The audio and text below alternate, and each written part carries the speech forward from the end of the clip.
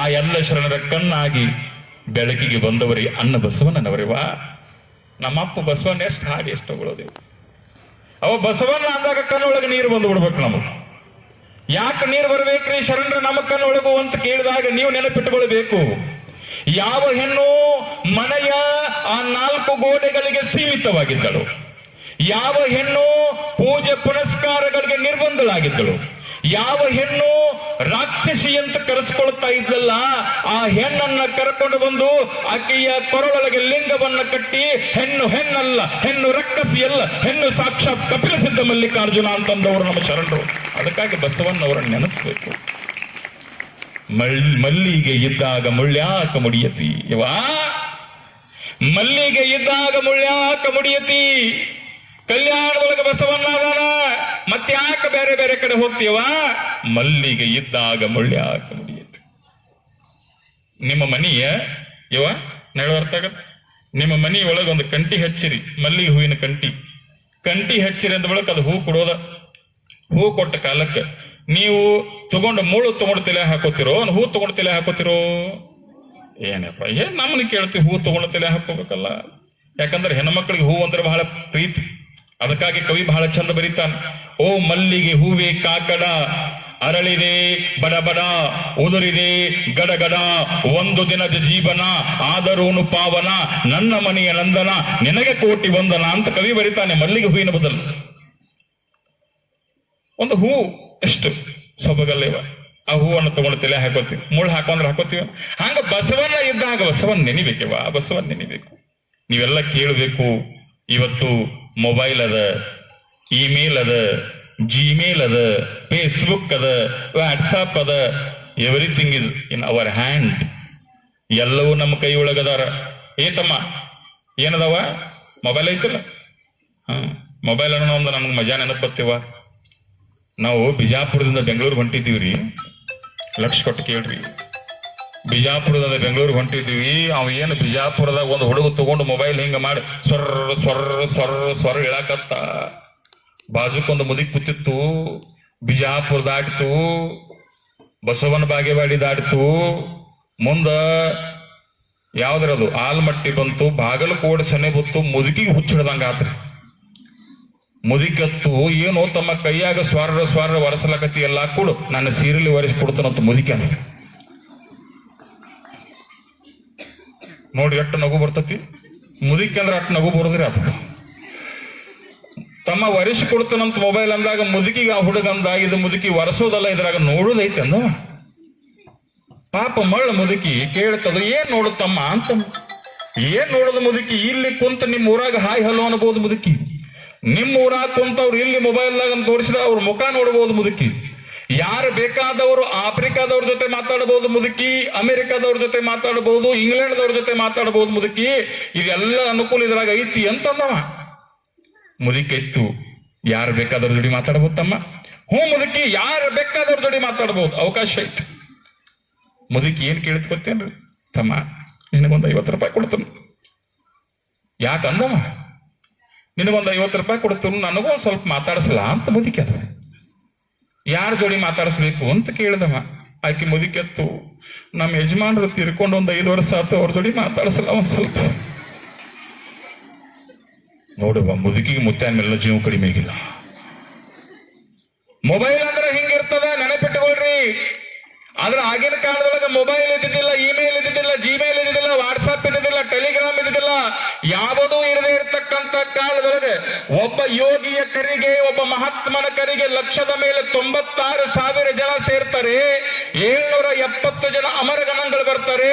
33 ಜನ ವಚನಕಾರ್ತಿಯರು ಸೇರ್ಕೊಂಡು ಸಮಾಜದೊಳಗೆ ಸಮಾನತೆಯ ಬಿಂಬವನ್ನ ಮೂಡಿಸಬೇಕಂತ ಹೇಳಿ ವಚನವನ್ನ ರಚನೆ ಮಾಡ್ತಾರಲ್ಲ, ಇದು ಜಗತ್ತಿನ ಅದ್ಭುತ ಅನ್ನತಕ್ಕಂಥದ್ದು ನೀವೆಲ್ಲ ತಿಳ್ಕೊಳ್ಬೇಕು. ಜಗತ್ತಿನ ಅದ್ಭುತ ಇದು.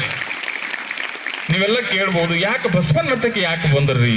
ಉಳಿದವರತಕ್ಕೆ ಬರ್ಬೋದಾಗಿತ್ತಲ್ಲ, ಉಳಿದವರತಕ್ಕೆ ಬರ್ಬೋದಾಗಿತ್ತಲ್ಲ. ಬಸವಣ್ಣತಕ್ಕೆ ಯಾಕೆ ಬಂದ್ರವರು? ಏನು ಬಸವಣ್ಣತಕ್ಕೆ ಅಂತ ಒಂದು ಕ್ವಾಲಿಟಿ ಇತ್ತು? ಬಸವಣ್ಣನ ಬ್ಯಾಂಕ್ ಬ್ಯಾಲೆನ್ಸ್ ಮೇಂಟೈನ್ ಮಾಡಿದ್ದೇನು?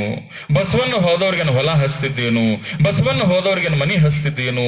ಏನು ಸೈಟ್ ಕೊಡ್ತಿದ್ದೇನು? ನಿಮ್ಮಲ್ಲಿ ಪ್ರಶ್ನೆ ಮೂಡಬೇಕು, ಅದು ಪ್ರಶ್ನೆ ಮೂಡ್ಬೇಕು, ನೆನಪಿಟ್ಟುಕೊಳ್ಬೇಕು ತಾಯಿ. ಬಸವಣ್ಣನ ಹತ್ತಿರ ಯಾಕೆ ಜನ ಎಲ್ಲ ಓಡಿ ಓಡಿ ಓಡಿ ಬಂದ್ರು ಅಂತಂದ್ರೆ, ಲಕ್ಷ ಕೊಟ್ಟು ಕೇಳ್ಬೇಕ್ರಿ, ನೀವೆಲ್ಲ ಜಾತ್ರೆ ಮಾಡ್ತಿರಲ್ಲವ ಜಾತ್ರೆ? ನೀವೆಲ್ಲ ಮಾಡ್ತೀರ? ಇವ್ರನ್ನ ಕೇಳಕತ್ತೀನಿ, ನೀವು ಅವ್ರ ಬೆನ್ನ ತಟ್ಟ ಹೋಗುದು. ಜಾತ್ರೆ ಮಾಡ್ತಿರಲ್ಲವ? ನೀವು ಮಾಡ್ತೀರಿ. ಮಾಡೋ ಕಾಲಕ್ಕೆವ ನಿಮ್ಮ ಕೊಂಕ್ಳೊಳಗೊಂದು ಕೂಸು ಇರ್ತೈತಿ. ನೀವು ಮಧ್ಯಾಹ್ನದ ಬಿಸಿಲ ಸುತ್ತ ಬಟಾ ಬೈಲ, ನಾವು ಅಪ್ಪಗಳಂತರ ಒಳ್ಳೆ ಮಟ್ಟದ ಅಪ್ಪಗಳು ಎಲ್ಲ ಗಿಡ ಹಚ್ಚಿಬಿಟ್ಟಾರ, ಇಲ್ಲಿ ಗಿಡಗಳದಾವ್. ಅದರ ಹೊರಗೊಂದು ಜಾತ್ರೆಗೆ ಹೋಗಿರ್ತೀರ ಅಂತ ತಿಳ್ಕೊರ್ಲಿ. ಬಟಾ ಬೈಲ, ಆ ಬಟಾ ಬೈಲದಾಗ ಮಠದ ಹುಗ್ಗಿ ಉಣಾಕತ್ತೀರಿ. ಬಿಸಿ ಬಿಸಿ ಅನ್ನ, ಬಿಸಿ ಬಿಸಿ ಸಾರ. ಹೆಂಗಿದ್ರಿ? ಏಪ್ರಿಲ್ ಮೇ ಬಿಸಿಲ, ಮ್ಯಾಲೂ ಬಿಸಿಲ, ಕೆಳಗೂ ಬಿಸಿಲ, ಹೊಟ್ಟಾಗೂ ಬಿಸಿಲ. ಕೆಟ್ಟ ಬಿಸಿಲಿವ. ಆ ಕೆಟ್ಟ ಬಿಸಿಲಿನೊಳಗೆ ನೀವೇನು ಹೊತ್ಕೊಂಡಿರ್ತಿರಲ್ಲ, ನಿಮ್ದೊಂದು 6 ತಿಂಗಳದು, 1 ವರ್ಷದ್ದು, 2 ವರ್ಷದ ಒಂದು ಕೂಸ ಹೊತ್ಕೊಂಡಿರ್ತೀರಿ ನೀವು. ಆ ಕೂಸ ನಿಮ್ಮಲ್ಲಿ ತೊಡ್ಕೊಂಡು ನೀವೊಂದು ತುತ್ತಿತ್ತೀರಿ, ಅದಕ್ಕೊಂದು ತುತ್ತು ತಿನ್ಸಾಕತ್ತೀರಿ ನೀವು. ನೋಡ್ರಿ, ಲಕ್ಷ ಕೊಟ್ಟು ಕೇಳ್ಬೇಕ? ತಿನ್ಸಾಕತ್ತೀರಿವ. ತಿನ್ಸೋ ಕಾಲದೊಳಗ ಆ ಕೂಸು ಹೇಳಾಕತ್ತದ, ಏನಂತ ಹೇಳಾಕತ್ತದ ಅಂತಂದ್ರ, ಅಲ್ಲಿ ದೂರ ಒಂದು ದೊಡ್ಡದೊಂದು ಆಲದ ಮರ ಐತಿ. ಆ ಆಲದ ಮರದ ಕೆಳಗೆ ಚಂದ ಅಂತ ನೆಡ ಐತಿ. ಅದು 7-8 ತಿಂಗಳ ಕೂಸು ಹೇಳಾಕತ್ತೈತಿ. ಅವಾಗ ಈ ಅಂತ ಹೇಳಾಕತ್ತದ, ಗಿಡ ತೋರ್ಸತ್ ಹೇಳ್ತೈತಿ. ಅದಕ್ಕೇನು ಗೊತ್ತಿಲ್ಲ. ಅವ್ವ ಅನ್ನಕ್ ಬರಂಗಿಲ್ಲ, ಅಪ್ಪ ಅನ್ನಕ್ ಬರಂಗಿಲ್ಲ, ಚಿಗವ್ವ ಅನ್ನಕ್ ಬರಂಗಿಲ್ಲ, ಏನೋ ಅನ್ನಕ್ ಬರಂಗಿಲ್ಲ. ಹುಡುಗ ತೋರಿಸಲಾತೈತಿ, ಗಿಡದ ಕಡೆ ಕೈ ಮಾಡಿ ತೋರಿಸಿ ಹೇಳಾಕತ್ತದ. ಆ ಹುಡುಗ ಗೊತ್ತದೇವ, ಏನಂತ ಗೊತ್ತದೆ ಅಂತಂದ್ರ, ಆ ಗಿಡದ ಬುಡಕ್ ಹೋದ್ನಪ್ಪ ಅಂದ್ರೆ ನೆರಳು ಸಿಗುತ್ತದ. ಆ ಗಿಡದ ಬುಡಕ್ ಹೋದ್ನಪ್ಪ ಅಂದ್ರೆ ಒಂದ್ ಸ್ವಲ್ಪ ಗಾಳಿ ಬಡಿತದ, ಮೈ ಏನು ಬಿಸಿಲು ಉಂಡು ಕಾದತ್ತೆಲ್ಲ ಮೈ ಒಂದ್ ಸ್ವಲ್ಪ ತಂಪಾಗತ್ತ ಅಂತ ಹೇಳಿ ಸಣ್ಣ ಬಾಲಕನಿಗೆ ಗೊತ್ತದ, ಅದು ಗಿಡದ ಕಡೆ ಹೋಗಬೇಕು ಅಂತ ಹೇಳಿ ಅವರವನಿಗೆ ಕೈ ಮಾಡಿ ತೋರಿಸಲಾಕತ್ತದ. ನೆನಪಿಟ್ಕೊಳ್ಬೇಕು, ಕಲ್ಯಾಣದ ಆ ಕಾಲದೊಳಗೆ 12ನೇ ಶತಮಾನದ ಪ್ರಸಂಗದೊಳಗೆ ಯಾವ ರೀತಿ ಕೊಂಕೊಳಗೊಂದು ಹುಡುಗ ಗಿಡವನ್ನ ತೋರಿಸಿ ಯವ್ವಾ ನನ್ನ ಗಿಡ ಕರ್ಕೊಂಡು ಹೋಗು ಅಂತ ಹೇಳಿ ತಾಯಿಗೆ ಆ ಮಗು ಒತ್ತಾಯವನ್ನ ಮಾಡ್ತಾ ಇದೆಯಲ್ಲ, ಅದೇ ಪ್ರಕಾರದೊಳಗೆ ಶರಣರೆಲ್ಲರೂ ಬಸವಣ್ಣನ ಗಿಡದ ರೂಪದೊಳಗೆ ನೋಡಿ ಬಂದ್ರು, ಬಸವಣ್ಣ ನೆರಳಿಗೆ ಬಂದರು ಅಂತ ಹೇಳಿ. ಅದಕ್ಕಾಗಿ ಹೇಳ್ತಾರೆ ಅವರು, ಬಸವನಿ ಮಾಮರ ಶರಣರೇ ಸಿರಿಬಳ್ಳಿ ವಚನಾಮೃತದ ಫಲ ಅನುಭಾವದಲ್ಲಿ.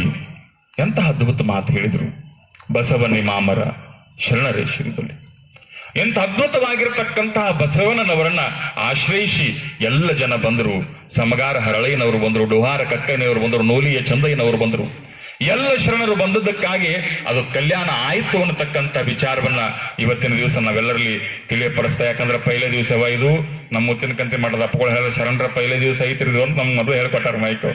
ಯಾಕಂದ್ರೆ ಇವತ್ತು ನಾವು ಒಂದ್ ಸ್ವಲ್ಪ ರುಚಿ ತೋರಿಸ್ಬೇಕು ನಿಮಗೆ. ನಾಳೆ ನಾವು ಅಡಿಗೆ ಮಾಡ್ತೀವಿ ಚಂದಂಗ್ರಿ. ಈಗ ಅಲ್ಲಿ ಅಡಿಗೆ ಮಾಡ್ಯಾರ, ಪ್ರಸಾದ ಮಾಡಿ ಹೋಗ್ರಿ, ನಾಳೆ ಪ್ರಸಾದ ಇರ್ತದ.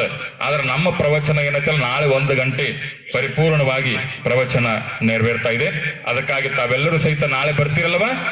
ನಮ್ಮ ಹೋಗೋದ್ರ ಬರ್ತೀರಲ್ಲ? ಜೋರಾದ ಚಪ್ಪಾಳೆ ಹೇಳ್ತಟ್ರಿ. ಚಪ್ಪಾಳೆ ತಟ್ರೆ ಯಾಕೆ ಬರಂಗಿಲ್ಲ ಮೊನ್ನೆ ಡಾಕ್ಟರ್ ಹೇಳ್ಯಾನ. ಅದಕ್ಕಾಗಿ ಈಗೇನ್ ಚಪ್ಪಾಳೆ ತಟ್ಟಿರಲ್ಲ, ಅಲ್ಲಿ ಕೈ ಅದಾವಲ್ಲ ಸಣ್ಣ ತಿಳ್ಕೊಬೇಡ್ರಿ. ಲಿಂಗೈನ ಪೂಜೆ ಮಾಡ್ತಿರೋ, ಬರ್ತೀವಿ ಸ್ವಾಮಿ ಲಿಂಗೈನ ಮೇಲೆ ಆನೇರ ಮಾಡಿ ಬರ್ತೀವ ತಂದಿರಿ ನೀವು.